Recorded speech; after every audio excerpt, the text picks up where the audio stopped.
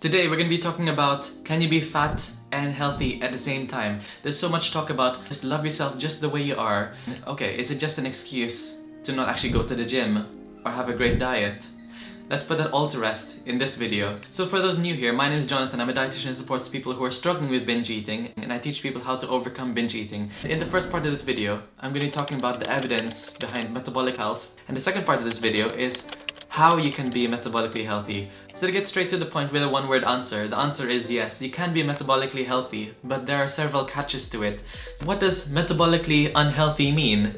The term metabolically unhealthy typically refers to a condition in which an individual's metabolism is not functioning optimally, which will lead to health risks. So metabolic health is often associated with factors such as insulin sensitivity, blood pressure, glucose, lipid profile, aka your cholesterol, and many other conditions. And now we're going to go through certain myths. Myth number one is all fat people are all unhealthy, which is a massive myth. Because the truth and the evidence is you can be fat and metabolically healthy. Welcome back. Damning figures today revealed that obesity costs British taxpayers almost £14 billion a year. Obese patients cost the British Health Service twice as much as those of a healthy weight. But the body positivity movement preaches that fat is now fabulous. There's a study by Matson et al. The 4 habits. Increase physical activity, at least 5 fruits and veg a day, avoiding smoking, and avoiding alcohol.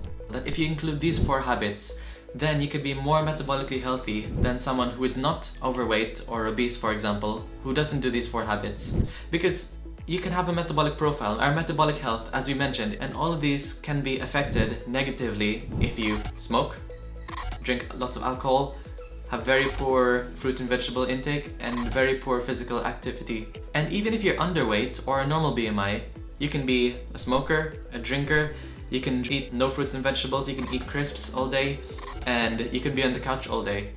And your metabolic profile will be much worse than someone who is overweight or obese, at a higher body weight, who doesn't smoke, doesn't drink, and all those 4 healthy eating habits. All those 4 habits that will actually contribute to improving your metabolic health. So there's a graph which shows the number of healthy eating habits you include into your diet and the BMI ranges and how it actually reduces the more healthy eating habits you include. So starting with 0, if you have 0 healthy eating habits, then the hazard ratio, which means if it's higher, then more risk of mortality, aka death, is really high. So you can see the ones with people who have a BMI of more than 30 actually have a really high hazard ratio if they don't include any healthy eating habits. But if you include the 4 healthy eating habits, then the hazard ratio goes all the way down, even lower than people who are at a normal BMI range but don't include any healthy eating habits. Came across a video by Eddie Hall. He's also known as the world's strongest man. He's a massive guy, which is probably 500 pounds. I could be wrong with those numbers. He's a world record holder. Anyway, most people would call him metabolically unhealthy because he has a massive gut, but he's massively strong and he's extremely fast. He's also known as the whale when he's swimming.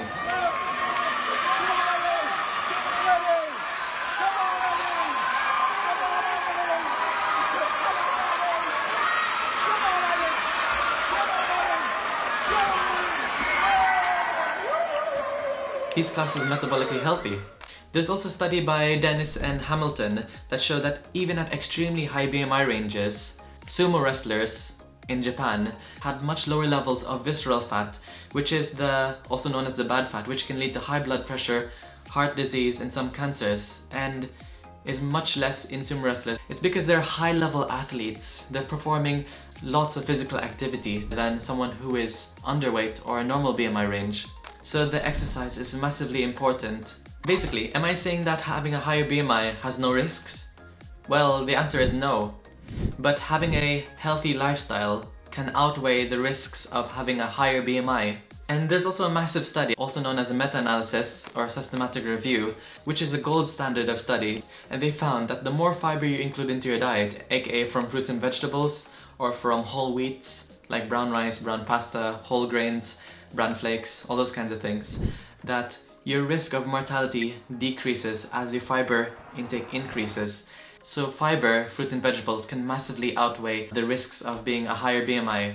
So now let's talk about the obesity paradox. So interestingly enough, we often think that being a normal BMI would lead to better health outcomes. But the obesity paradox actually goes by the saying that if you have certain illnesses, if you're obese or higher body weight, you're more likely to survive those illnesses compared to their underweight or normal BMI counterparts. During the peak of COVID, many people are conducting research experiments on how to overcome COVID, and they found in hospital settings that people who are overweight or obese tend to survive COVID illnesses much better than people who are underweight or normal body weight. The premise by that idea is that people have more fat stores, which can keep them metabolically healthy.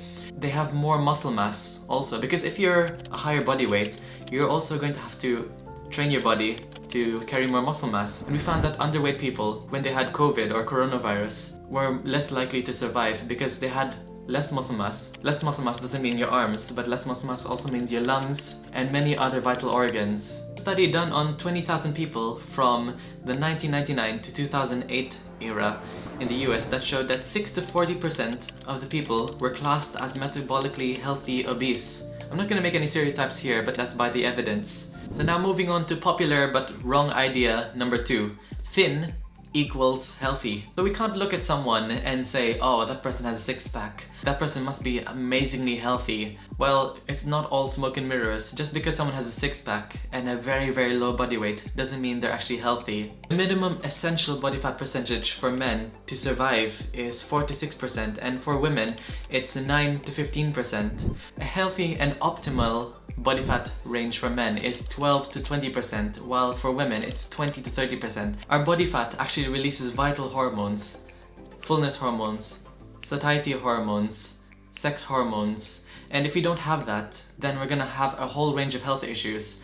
And you might be wondering, why do women actually need more essential body fat to work optimally? It's because they have more hormones to be released and they need to focus on more sexual hormones, and women normally store more body fat than men, and men tend to hold more muscle just because of their testosterone release. So there's nothing wrong with requiring more body fat if you're a woman, by the way. Going outside of these body fat ranges can actually lead to negative health outcomes, such as having low energy, feeling cold, having hormonal imbalances. Many people who have a very low body fat and stay at a very low body fat could tend to have thyroid issues. They might have low issues with estrogen release, they might have low issues with testosterone release, they might have worsened in bone health, as well as the regulation of body temperature, because if it's freezing cold, then if you're underweight, you don't have any insulation or muscle mass, then you're gonna be freezing cold during the cold weathers. So body fat is essential for the release and the production of many hormones, as well as the absorption of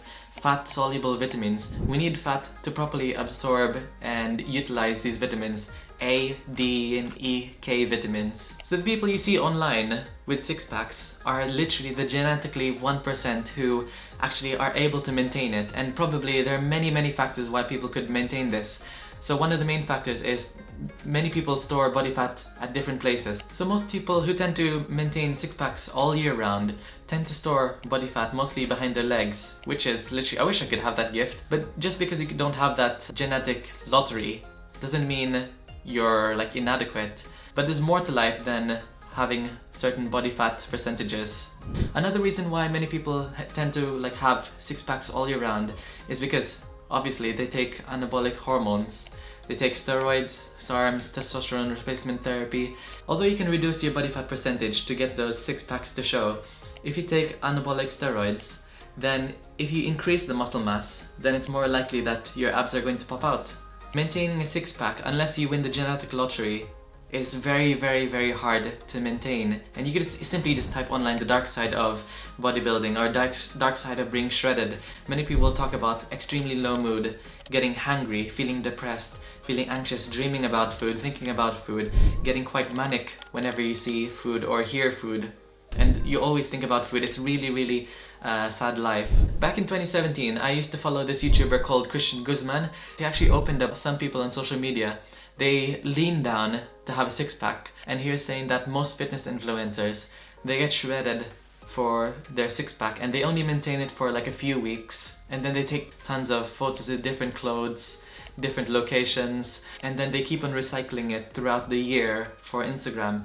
And then they try to do that every year, like they have a photo shoot session next year, and then the coming years ahead, so they can keep on recycling these photos again and again and again throughout the Instagram, when in reality they're not actually shredded most of the time, even like for longer than a month, because mentally it's extremely exhausting and it's affecting your thyroid health, fertility long term. It's not good to be in that place. So now moving on to popular but wrong idea number 3. People who are fat or higher body weight are lazy. I often see people getting worried and anxious about gaining weight and getting fat because it feels like, oh, like people are gonna judge me. In reality, causing stigma or bullying people for being fat is actually going to do more harm than good. Will actually lead people to disengage with medical help and therapy and support. Being a higher body weight isn't because you're lazy or you have no willpower, because there's so many genetic conditions. During my studies, my first ever clinic patient actually had Prader-Willi syndrome. It's a condition where you actually can't recognize your hunger cues. So you keep eating, and I think a massive portion of these patients are obese or overweight. You can't stop them from eating because they can't recognize any fullness cues. And what we need to understand is being obese or a higher body weight doesn't mean you're lazy. You can also live in a food desert. These terms where you're far away from markets and you're just choosing things which are just quite convenient for you and affordable for you.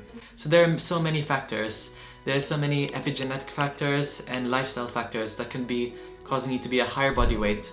What we can do is to focus on trying to be metabolically healthy, as I mentioned before. And by the way, as a side note, if you're really struggling with binge eating and this idea of being judged for your food choices and then be at a high risk of binge eating, then I highly recommend that you join the free binge eating masterclass webinar in the link in the description, so I can teach you how to overcome this by recognizing your main triggers for binge eating, how to overcome all of these triggers, and I'll provide an example meal plan, how to end binge eating masterclass, which is free. So now moving on to popular but wrong idea number 4, that yo-yo dieting does not affect you metabolically. But in reality, yo-yo dieting actually has harmful effects to your health metabolically long term. So for those who don't know what yo-yo dieting is, it's when you jump onto a restrictive diet where you undereat probably like 1,000 calories, let's say. You're undereating, and then you overeat. You undereat, overeat. So what happens is you binge and restrict, binge and restrict. I'm not just talking about binge eating one day and then the next day you restrict. It can happen over a long period of time. You can be on a diet for like a whole month, and then you can have the next 2 weeks after that of binge eating. So it can happen over a long period of time. So that's essentially yo-yo dieting. What we find is that yo-yo dieting can affect your weight in the long run because of 2 things. Number 1 is because of metabolic adaptation, and number 2 is because of hyperphagia, which is a fancy word for feeling extremely hungry and eating more. So let's start with metabolic adaptation. So metabolic adaptation is the idea that your body runs on less calories because you've been training your body to run on low. Let's have a specific example. So let's say by average men run on 2,500 calories a day. If I jump onto a very restrictive diet for a long period of time, aka I eat 1,000 calories, then you would like to think that, okay, I'll be on a 1,500 calorie deficit. I'll lose weight really quickly, very consistently. But our body is much smarter than that.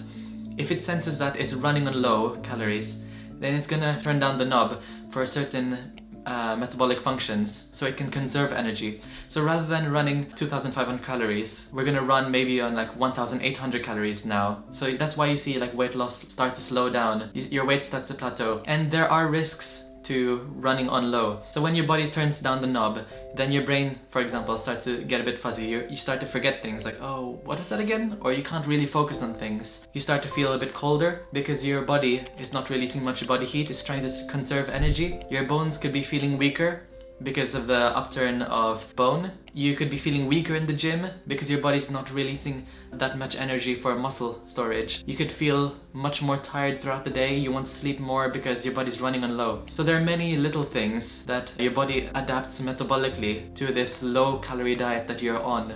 So that was the case for the contestants of this show called The Biggest Loser. And I don't know if you've heard of it. The Biggest Loser is a show where people try to lose as much weight as possible within a given time period, and the people who lose the most weight actually gets a monetary prize. And if you think about it, it's quite messed up But interestingly, they did studies on how it affected their metabolic rate after the show. So let's say, for example, they started running on 2,500 calories right before the show, and then after the show, then they started to eat more again, and maybe they might have restored a little bit of weight. The studies actually showed that their resting metabolic rate was actually decreased by 400 to 700 permanently. Even though they're eating little more than usual, back to their normal diets, that they found that their resting metabolic rate might have been in the 1800s, because your body has permanently adapted to that. Some people actually regained back to this hypothetical number of 2,500, but some people actually permanently stayed at a reduced metabolic rate. So now let's talk about hyperphagia. So hyperphagia is literally translation of eating more. So when your body's under fueling calories, then your body's gonna ramp up those hunger cues. It's gonna ramp up the hunger hormone ghrelin, which makes you feel more hungry. You're gonna think about food. You're more likely to eat food. So hence, if you're running on low and your metabolic rate is low, let's say it's like 1,800 calories, compared to running on 2,500 calories and you had a binge eating episode of 4,000 calories, you're gonna gain even more weight. So the truth is, this is why yo-yo dieting actually leads to more weight gain, because your metabolic rate decreases and your hunger increases. So that was a bit of a tangent on is being fat healthy, but studies show that if you want to maintain that metabolic health, then sustainable slow weight loss is the best. Maybe a calorie deficit of maybe 200 or 300 calories. But remember, as usual, that metabolic health is still the key. You need to include the 4 healthy habits as per the study by Madsen et al. So you can have a great metabolic health and still choose to lose weight if you wish to lose weight. Alright, so now moving on to the second part of this video, we're going to be talking about what should you do to improve your metabolic health. And obviously we can think about losing weight, but that's only one part of the equation. As we found in the studies, that including the healthy habits can actually lead to becoming metabolically healthy. Interestingly, as a dietitian, when they talk to you about trying to reduce your cholesterol, they don't instantly talk about losing weight. To reduce your cholesterol, you have to change your diet. You have to focus on less saturated fats, for example. If you want to reduce your blood pressure, then avoiding smoking. Yeah, you could lose the weight, but if you're still eating foods which are high in salt, including lots of alcohol into your diet, and you're smoking, then that's not really going to reduce your blood pressure. If you have diabetes, for example, we could say, okay, try to lose weight. But if you're still eating maple syrup pancakes in the morning, for example, and eating lots of chocolate bars throughout the day, then your body weight is not going to make much of a difference. So you need to focus on the 4 lifestyle habits which can improve your metabolic health. So that's including at least 5 fruits and vegetables a day, improving physical activity as much as possible, avoiding smoking or reducing smoking as much as you can, and avoiding alcohol or reducing alcohol as much as you can. So starting with number 1, it's important to have fruits and vegetables, and if anyone says fruits and vegetables are killing you and they're the worst thing for your health, then instantly unfollow those kinds of people because they're not listening to the evidence. So you need to have at least 5 fruits and vegetables a day. That's what they say in the UK, but try to aim for higher. The reason why is because fruits and vegetables contain polyphenols, antioxidants, and there's a study, which I'm going to be linking over here, that shows that having more fruits and vegetables actually attenuates or stops some genetic factors which can lead to long-term weight gain. So when you're including fruits and vegetables to your diet, I highly recommend that you make the meals as delicious as possible. You need to focus on the quantity and the color of the fruits and vegetables. So for example, if you enjoy burgers and getting mushrooms and onions and tomatoes in your burger is one delicious way to get fruits and vegetables in, then go for it. You don't have to have vegetables that you don't enjoy. Personally, I don't enjoy broccoli, but I'm not just gonna have broccoli just because it's one of the most nutritious vegetables. If I don't enjoy it, I'm not gonna have it. For me, I like having butter with my vegetables. Sure, it might contain a little bit of cholesterol in it, or saturated fat I mean. If it makes it delicious and I have fruits and vegetables, I'm still gonna go for it. It's quite controversial, but sometimes I have my vegetables with mayonnaise or ketchup. It's a great way to make it more delicious. You don't have to have it plain. What's important is you're trying to include the fruits and vegetables that make it very delicious. One more example is with my mom. Growing up in a Filipino background, we'd have this dessert literally called Filipino fruit salad. If you Google that, it's literally just condensed milk with lots of variety of fruits and little bits of raisin. And it was extremely delicious and creamy and sweet. And some people would think, oh, Why are you having the condensed milk? Why are you having the cream? That's extra calories. But in reality, and I was easily getting like 8 fruits and vegetables in that serving because it is so delicious. So try to make your meals delicious and filling. Try to make them enjoyable as much as possible. You don't have to have bland fruits and vegetables. On one final note about fruits and vegetables, because it's quite important to overcome any metabolic issues and binge eating, is to make sure your meals are balanced. So by balance, they should contain protein, fats, carbs, and fiber. Because you can have easily like a banana and a cup of pot noodles, but that's not really a balanced meal, which is going to cause you to overeat, more likely on foods which are hyperpalatable, such as cookies, cakes, donuts, and brownies, for example. Those kinds of foods. So make sure your meal is quite balanced: protein, fats, carbs, and fiber. An example for this is a salmon meal with olive oil, protein and fats, and then vegetables, which is your fiber, little bit of a carb source, like maybe some rice. So protein, fats, carbs, and fiber. Salmon, olive oil, broccoli, and rice. Try to make your meals as balanced as much as possible. The second factor is no smoking as much as possible, or try to break through smoking as much as possible, because the nicotine can affect your blood pressure, it can affect the lining of your blood vessels, and it could cause you to have more issues like breathing.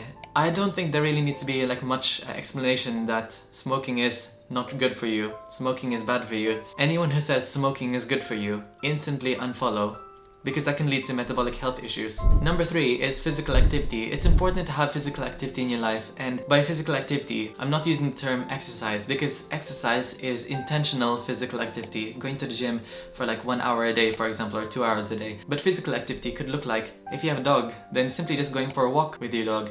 It doesn't have to be like a Spartan race walk or run with your dog. You don't have to brisk walk. Simply just moving your body around is physical activity. Try to get like at least 150 minutes in a week of physical activity. Maybe simply just go for a walk after work or before work, or try to cycle to work instead of just taking the car or taking the bus if possible. There are lots of little things you can do. Try to play badminton, play tennis, try to play basketball. Physical activity is just simply moving your body, and that will lead to improved metabolic health, because of your cardiometabolic health, and aerobic fitness will improve because it teaches your body to become more efficient with oxygen use. So even if you're at a higher body weight where you're carrying more weight around you, it's like carrying like a weighted vest around you all the time, being more efficient with that oxygen use can actually attenuate any negative health issues with being a higher body weight.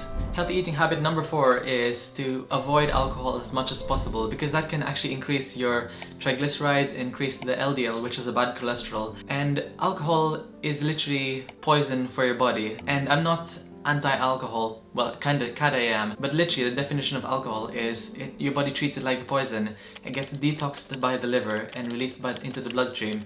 If you consume too much alcohol, your body literally gets drunk in a state that you're actually induced in a way, in kind of like a poison, like you're feeling really dizzy and you start to like pass out if you drink too much alcohol. Some people might actually head over to the hospital, to the liver wards, which I take care of in the NHS here in the UK. Some people think that alcohol is good for them, but in reality there is no safe amount of alcohol. And you might be thinking about headlines that say, okay, red wine is equal to 1 hour workout in the gym. That's not true. It's a good amount of resveratrol, the polyphenol, which will equal to 1 hour workout in the gym. You would have to drink 2 barrels of red wine, which obviously isn't good for you. So there is no safe amount of alcohol, there is no beneficial amount of alcohol. If you want to improve your metabolic health, try to avoid alcohol as much as possible. And there's actually one more healthy lifestyle habit which I highly recommend, which wasn't mentioned in the studies, and something I just want to add on. If you want to improve your metabolic health optimally as much as possible, this kind of goes hand in hand with the eating bit, the fruits and vegetables bit, that we need to have healthy coping mechanisms. Because if we don't have healthy coping mechanisms, when we feel stressed, when you're more likely to feel like you want to emotionally eat, then have coping mechanisms instead of trying to eat. Coping mechanisms could be like going for a walk, watching a nice YouTube video. You can watch any of my other YouTube videos if you're enjoying this. Have a nice shower, go to the gym, go for a little run. I'm going to include a healthy coping mechanisms ebook in the link in the description, as well as another freebie where it will be separated into like many different types of coping mechanisms which you can pick out for yourself. And emotional eating isn't a bad thing. It's okay to emotionally eat if you really need it, but emotional eating becomes a problem if you have to emotionally eat every single time you're stressed, Had a bad day at work? Emotionally eat. Didn't get that deadline in? Emotionally eat. You failed your exam at school? Emotionally eat. So check the link in the description to download my free Healthy Coping Mechanisms ebook. So I hope you enjoyed this video, and let me know in the comments, have you ever been stigmatized for being a higher body weight? Are there some people who are quite insensitive to all the effort you're putting in? Because just because you're a higher body weight, if you are a higher body weight, doesn't mean you're lazy, it doesn't mean you have no self-control, and it doesn't mean that you're weak-willed. Your actions demonstrate your health, and you can be metabolically healthy. And make sure to like this video so more people in the algorithm in YouTube can learn more about this and learn more about the truth that you can be metabolically healthy. There is truth to that, there is evidence to it. And make sure to subscribe for more videos and comment below as well if you have any video suggestions, if you really enjoyed this. So I'll see you in the next video. See ya!